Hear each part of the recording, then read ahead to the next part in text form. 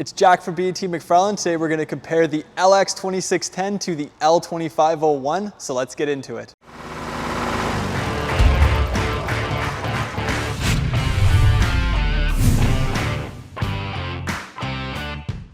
I do have some exciting news before we get into today's video. We are doing a giveaway of a brand new Yeti Tundra cooler, and we did brand it with some Kubota stickers off of one of the tractors here. So to enter that giveaway, all you gotta do is subscribe to our YouTube channel, follow us on Facebook, follow us on Instagram, comment on this video. Pretty much any interaction on social media will get you entered into this contest. For bonus giveaways, for bonus entries as well, if you do live within the Ottawa area and you happen to stop by and purchase any Kubota or Lampride product, that will also enter you into the giveaway.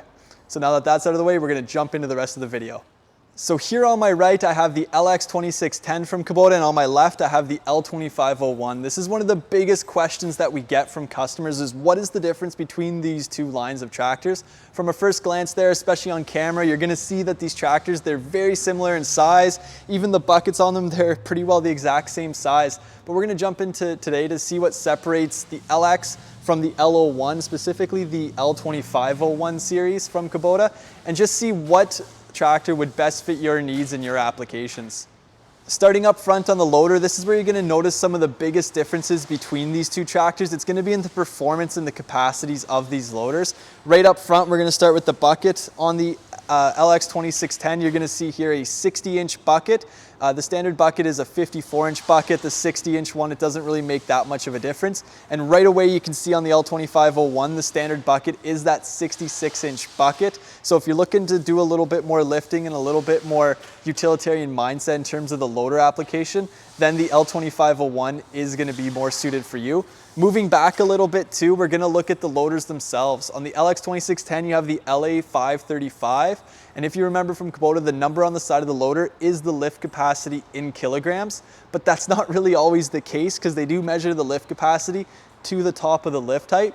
On the LX, it's going to be 84 inches, so 7 feet to the top at the pins. Over here on the L2501, you do have the LA525, and again, the number 525, that's 525 kilograms to the top of the lift height.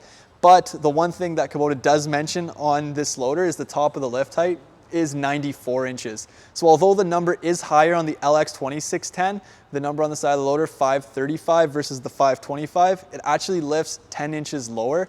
So if you put these two loaders head to head, lifting a pallet of interlock or brick or anything like that, say 3 feet off the ground, the L2501 will outlift the LX2610.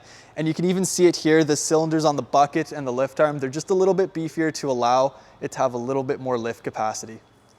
Looking at the operator's platform, again, this is going to be a huge difference between your LX2610 and your L2501. Right here, personally, this is the exact reason why I would pick an LX over an L2501.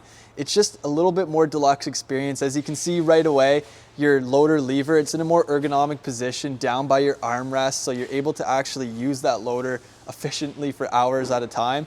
Floor mat too, you have a nice rubber floor mat that does reduce some of the noise while you're operating this tractor. It's nice and flat, so it's easy to get in and out of this tractor as well. Up there, you do have an LCD screen, so you are able to see your engine RPM, see your PTO speed, see what that's spinning at, and all your information will be on that little screen up there.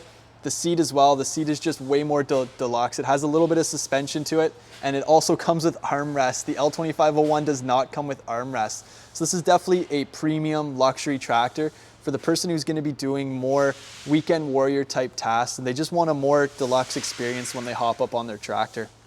Now I'm over here on the L2501, and hopefully you can see immediately the floorboard, it's going to be completely metal, so it is going to be a little bit noisier while you're operating it, and it does have that hump in the middle, so getting on and off this thing, it's not as easy. Everything about this tractor, it's just more of an economy tractor. What Kubota did is they took down a lot of the luxury features that you don't really need in a tractor if you're looking to do more agricultural, heavy lifting type tasks, and just gave you more tractor and more of a utilitarian tractor with it. You can see right away, even the position of the loader stick, this is a pretty cost-effective strategy to making a loader valve. They put it up in front of you instead of down below the floorboard, so you do have to reach forward in order to actually use the loader on this tractor. As well, like I mentioned, the seat, it does not come with armrests or anything like that. Another huge difference between these two tractors is going to be the PTO system on this. This is going to be a live independent PTO on the L2501. So you do have a clutch to engage and disengage that PTO. Over on the LX2610, sorry, it is a fully independent PTO, and it also comes with a mid PTO. So you can run that mid-mount mower deck or the front snowblower. But on the L2501, you can only run those rear implements. That's going to be your brush hogs, your rear snowblowers, your tillers, anything that runs off the back of the tractor, this is going to be able to handle. The next thing we're going to talk about is the weight of these two tractors. Although they're very similar in size, the L2501, it actually weighs about 500-600 pounds more than the LX2610. This is going to be very nice if you're doing any kind of rough utilitarian agricultural projects. It's going to give you a little bit more back end weight, so you're able to dig those plows into the ground and do anything like that. The LX is going to be more geared towards somebody on a finished property who's looking for a little bit lighter tractor, so when you're driving across your finished lawn, you're not going to turn and rip up your property while using that tractor. Next up on the list is going to be the 3-point hitch differences. The LX2610, it does have that very deluxe pin style system like you see on your B01 series, so your B26 and 2301, where on your L2501 you're going to have a more economy turnbuckle style where you do have to get that wrench in order to adjust your side links and your angle adjust on your 3-point hitch. So if you're newer to the tractor world in LX, it's going to be a little bit more beginner friendly while adjusting your 3-point hitch. Again, the big difference between these two tractors is that the LX2610, it actually has an option for a full factory cab. I did a video on this tractor a little while ago, but that tractor, it comes with heat, air conditioning, and a radio. So if you want that full deluxe cab, the LX, it is going to be the first model in Kubota's lineup that allows that. Unfortunately, the L2501, it doesn't have any factory cab options. What you see there, that sunshade, that is the only canopy or cab option that Kubota does offer. So that pretty well wraps up the video for today. Again, the key difference is the LX, that's going to be more on your finished property or some light agricultural work that you're looking to do. If you want a more deluxe experience with a nicer operator station, then the LX, it's definitely going to be the tractor for you. Again, I almost forgot to mention the mid PTO. If you ever need a mid PTO, you have to get the LX2610. On the L2501, it's an awesome value tractor. It gives you so much tractor for your money, and it's going to be perfect if you're just looking to lift the most and have the most capabilities in a tractor of this size. Again, without any DPF or emission systems in either of these tractors, then that is the tractor to go with. Again, if you want to win that Yeti hauler, Tundra cooler, whatever it's called, again, subscribe to our YouTube channel, follow us on all social medias. I just want to thank you guys for watching, and if you need help with parts, sales, or service, give us a call at 613-225-0555. Thank you.